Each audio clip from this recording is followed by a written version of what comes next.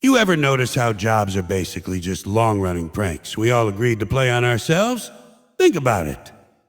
You get up in the morning, drag your body out of bed, shower, shave, slap on clothes that were chosen by somebody else 20 years ago as appropriate attire.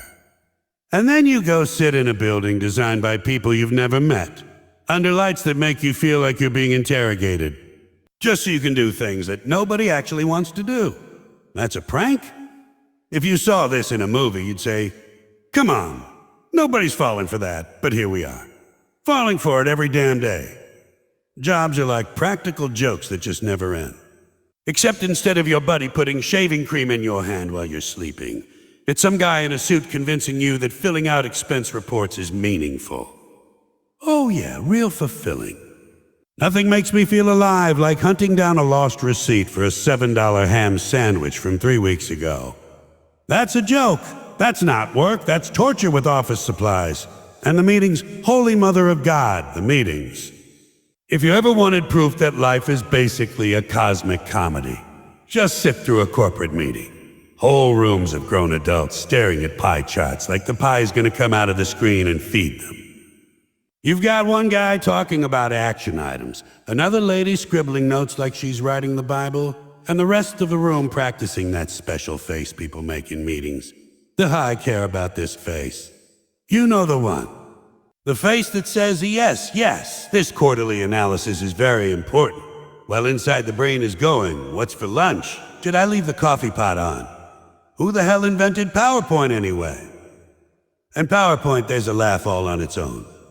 Nothing says we have no idea what we're doing like a slideshow with bullet points.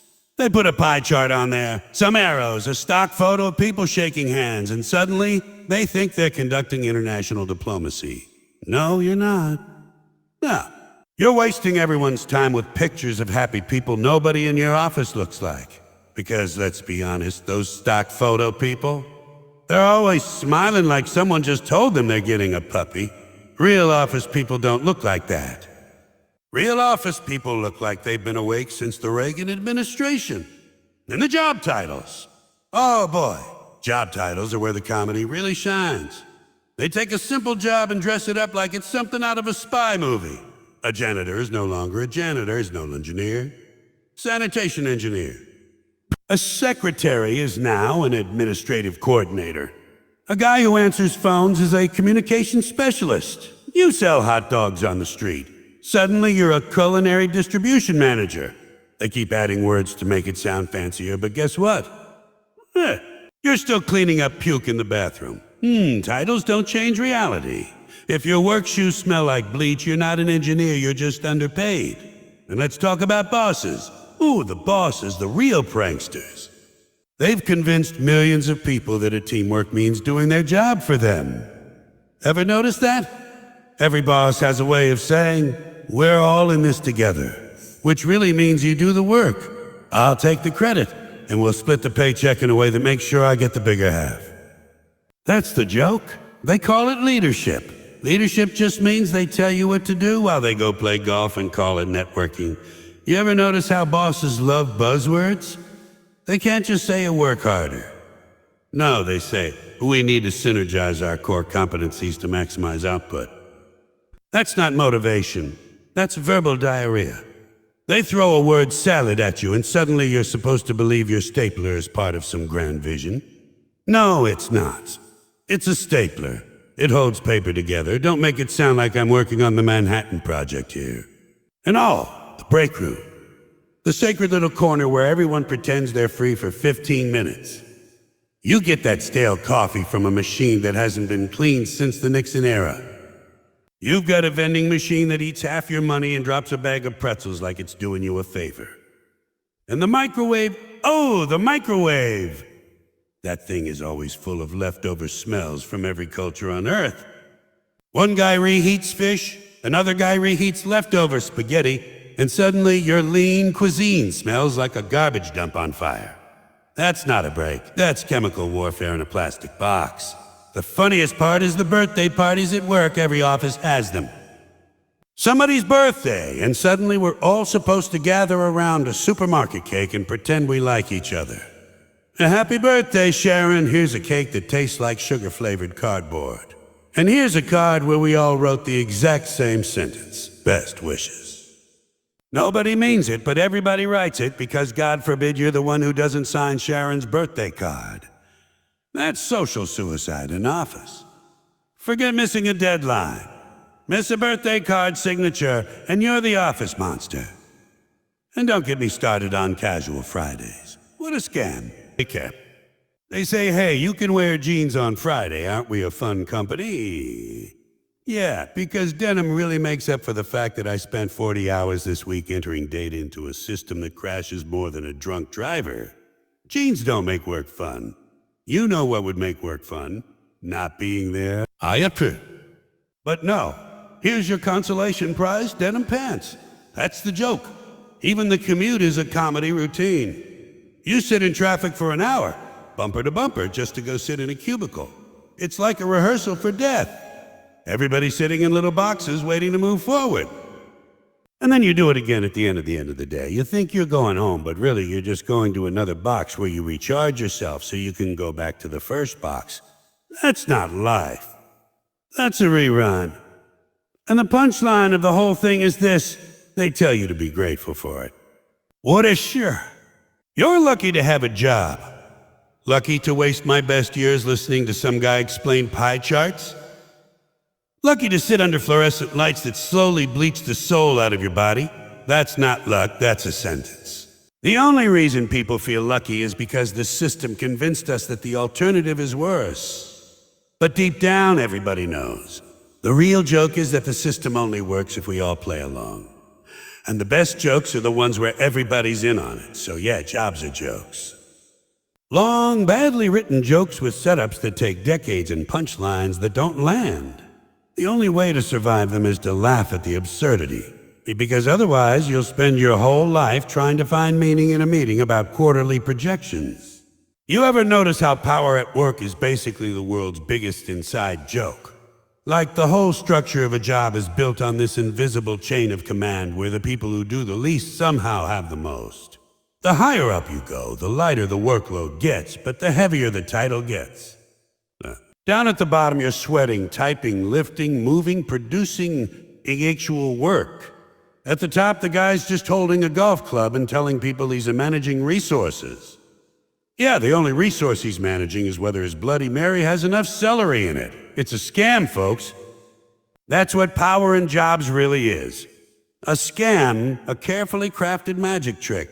They make you think the boss is in charge because he's smarter or tougher or more experienced. But the truth is, the boss is usually just the person who was willing to sit through the longest meetings without dying. That's all it takes. Endurance. Bosses aren't leaders, they're survivors of endless conference calls. And they know how to say the magic words. Oh, they've got those buzzwords down cold. You ever hear one of these people give a speech at a company gathering? We're moving forward into the future with a proactive approach to market challenges while leveraging our core competencies. What the hell does that even mean? It's like Mad Libs for executives.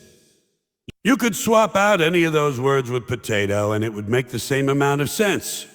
We're moving forward with a potato approach to market potatoes while leveraging our potato competencies. There, now you've got lunch. The whole trick of power in jobs is convincing you that you're on a team. We're all in this together. You ever notice it's never the people mopping the floors saying that? It's never the night shift guy saying, hey everybody, we're in this together. No, it's always the guy with a suit in a parking spot. He wants you to feel like part of a family, but only if the family means you're the cousin who washes the dishes while he gets to sit at the head of the table carving the turkey. That's the family they're talking about. And the word a team in the workplace, don't get me started. They love that word. Everything's a team now.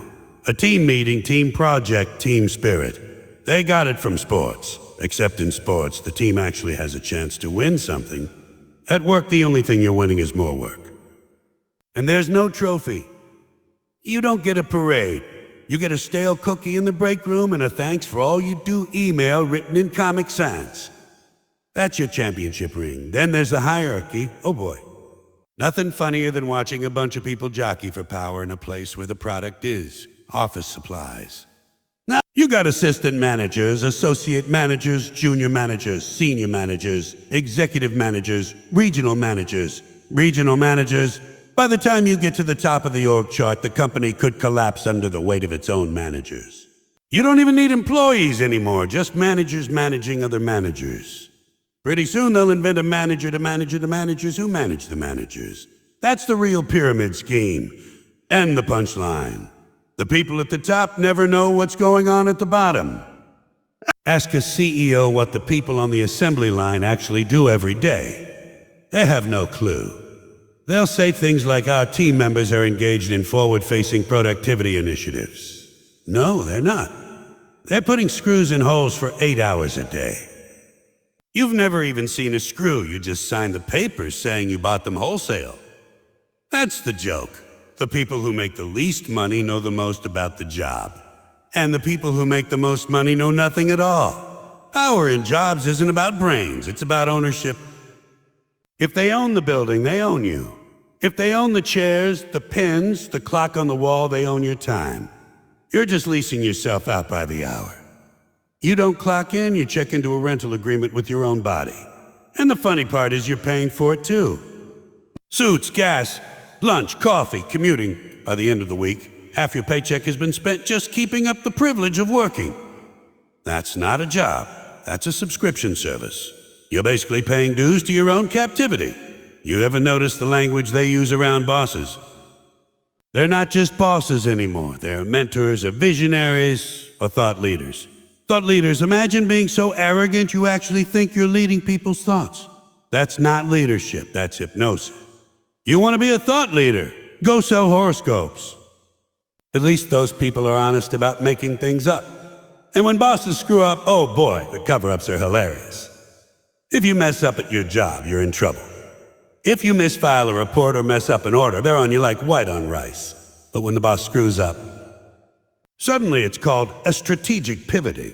They never make mistakes, they just pivot. Because let's face it, the stress doesn't stop when you clock out.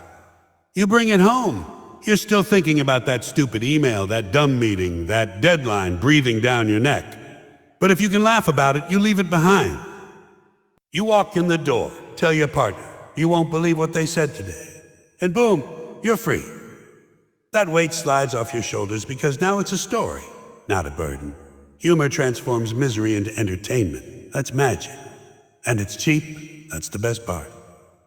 You don't need equipment, you don't need software, you don't need approval. You just need a little sarcasm, a little wit, maybe a bad pun. It doesn't cost a dime, but it can save your soul. That's liberation. The whole system is designed to grind you down, make you serious, make you compliant. But the second you start laughing, they lose. They can't own your spirit. They can make you show up, they can make you fill out forms, but they can't stop you from cracking up at how ridiculous it all is. Because let's be real, the workplace is a comedy club that doesn't know it's a comedy club. All the material is already there. Strange characters, absurd rules, ridiculous situations. All you have to do is notice it.